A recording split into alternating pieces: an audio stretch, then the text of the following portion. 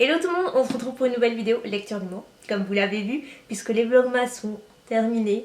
À mon grand désespoir, c'était vraiment trop bien. Si vous faites partie de celles et ceux qui ont suivi les vlogmas, encore un grand merci, on a passé un super moment, en tout cas moi j'ai passé un super moment. C'est très chouette, mais du coup durant tout le mois de décembre, j'ai pas pu poster de lecture du moment parce que il y avait déjà suffisamment de vidéos je crois. Donc je vais vous parler de mes dernières lectures les plus coup de cœur et celles dont j'ai vraiment envie de vous parler. Je vais commencer avec le roman Addict. Donc c'est un roman qui est inspiré par un film qui s'appelle Nerve ou Nerve, je sais pas comment on dit. J'ai pas du tout vu le film, je ne connaissais pas du tout quand j'ai eu le livre. Donc voilà, j'étais en terrain inconnu. Le résumé m'a pas mal plu et le livre aussi, j'ai trouvé ça assez original. En fait Addict c'est le nom de l'émission qui est un jeu en fait qui est diffusé sur internet où il y a en fait des défis qui sont lancés à toute la population, des jeunes principalement, et ces défis sont filmés sur internet en direct. Puis il y a Vi, une jeune fille de 17 ans qui va vouloir participer, en tout cas pas d'elle-même, les choses sont assez compliquées, mais elle va être amenée à participer, à commencer avec un premier défi. Il faut savoir qu'au tout début les défis sont assez gérables voire accessibles, et puis au fur et à mesure du temps ils prennent un tournant presque malsain, ça peut être parfois assez bizarre, et donc Vi va partir dans cette zone, dans cette spirale pardon, complètement infernale dont elle aura du mal à se défaire, puisqu'il faut savoir qu'à chaque fin de défi terminé, forcément, il y a quelque chose à la clé, il y a des cadeaux à remporter, toujours plus beaux, toujours plus attractifs,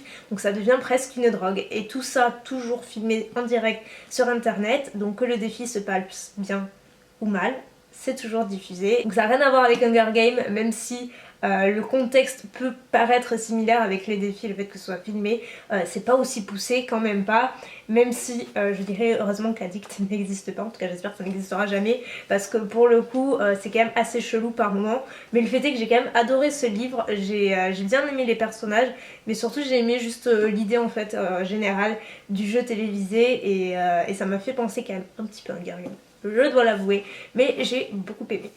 Ensuite j'ai lu il y a beaucoup plus longtemps ce roman là, Et si, qui est, j'ai l'impression de dire Et si, genre le vernis, pas du tout. Donc c'est par l'auteur de la trilogie Ma raison de vivre, que j'avais adoré, je vous avais présenté aussi, donc voilà pour la petite parenthèse. Et ce roman là je l'ai beaucoup aimé, il m'a beaucoup touchée aussi, ça n'a rien à voir avec les autres livres que je vais vous présenter, c'est je pense le plus soft, le plus sentimental et le plus touchant. C'est avant tout une belle histoire d'amitié, une histoire d'amour aussi, avec pas mal de mystères, beaucoup de mystères, et qu'on élucide au fur et à mesure du roman bien entendu, et des personnages très, très attachants, notamment Cal qui est donc un jeune homme en fait tout à fait lambda, un étudiant, voilà, qu'on découvre petit à petit dans le livre, qui va tomber sur une jeune fille. Elle ressemble comme deux gouttes d'eau à son amie d'enfance, donc il était très très amoureux, elle a disparu du jour au lendemain, ça fait des années qu'il ne l'a pas vue, et là il va tomber sur elle, elle lui ressemble vraiment trait pour trait, sauf que son caractère n'est pas du tout le même, son prénom a changé, juste le physique est le même, donc il va tenter d'élucider un petit peu le mystère, savoir si c'est la même personne. Et dans ce roman, Cal, il est extrêmement patient, c'est incroyable, il est hyper patient, il pose les questions vraiment tout doucement, ça en est limite frustrant parce que nous on meurt d'envie de savoir ce qui se passe et d'aller au fond des choses, et finalement on le sait que limite à la toute fin,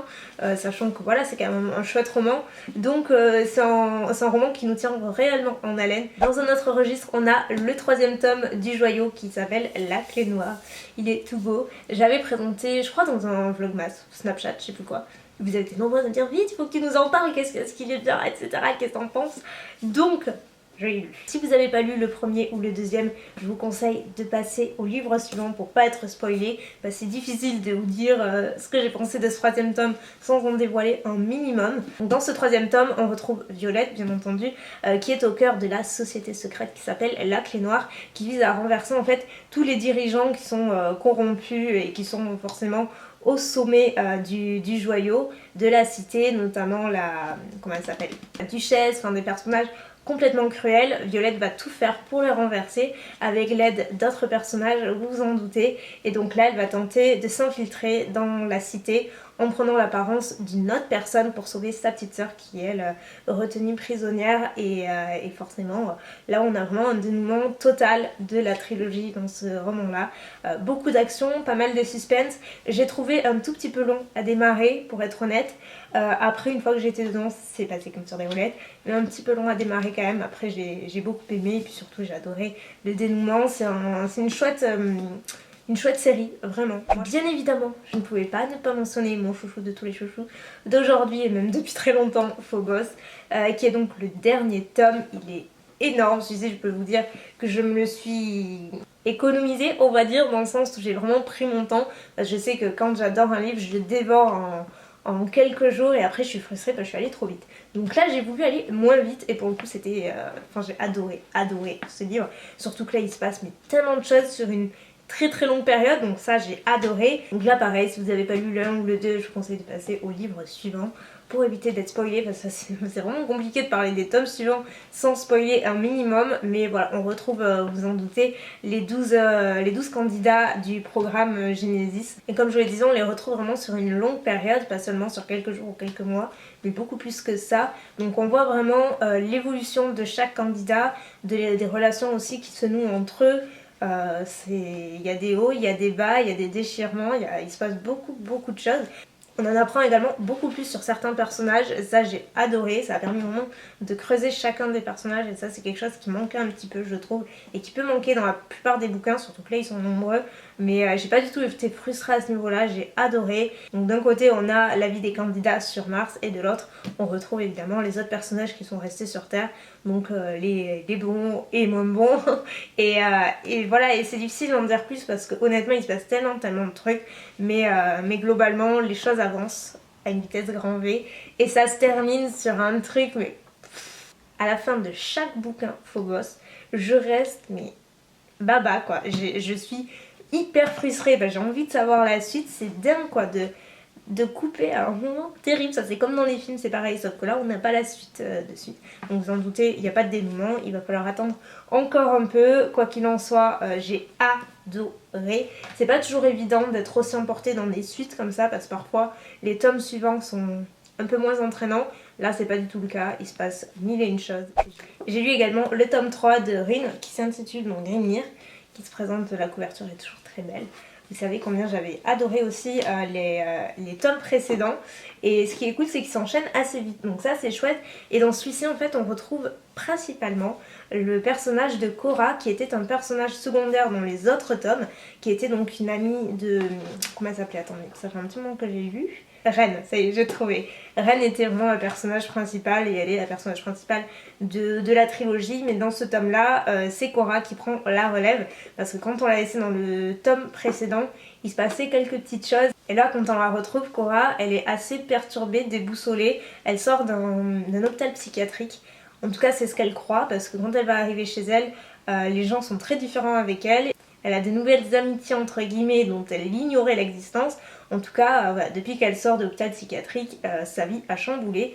Elle ne sait pas ce qui se passe, elle est complètement perturbée. Et puis un garçon, donc Echo, va faire éruption dans sa vie.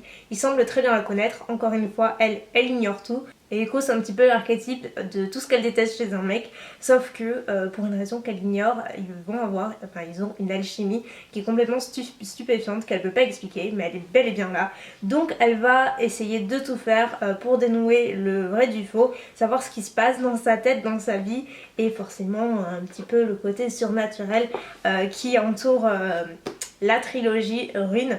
On va retrouver bien entendu Ren avec... Thorin et compagnie et tous les autres personnages qui sont toujours là mais un petit peu plus dans le second plan. Et je dois dire que j'ai été assez étonnée parce que Cora c'est pas nécessairement le personnage secondaire que je préférais dans les tomes précédents. Et là je l'ai trouvée encore plus attachante, encore plus touchante que Ren même. Donc j'ai trouvé ça super d'avoir consacré un livre à Cora. Et encore une fois la couverture est juste trop belle. Je dis à chaque fois mais la couverture est toujours plus belle et vous savez combien c'est quelque chose qui compte pour moi, en tout cas qui compte, ça fait pas la différence mais ça accroche l'œil quoi. Et voilà, c'est terminé pour aujourd'hui. Écoutez, n'hésitez pas à me dire quelles sont vos recommandations en matière de livres. Sur ce, moi je vous fais des millions de bisous et je vous dis à bientôt. Bye.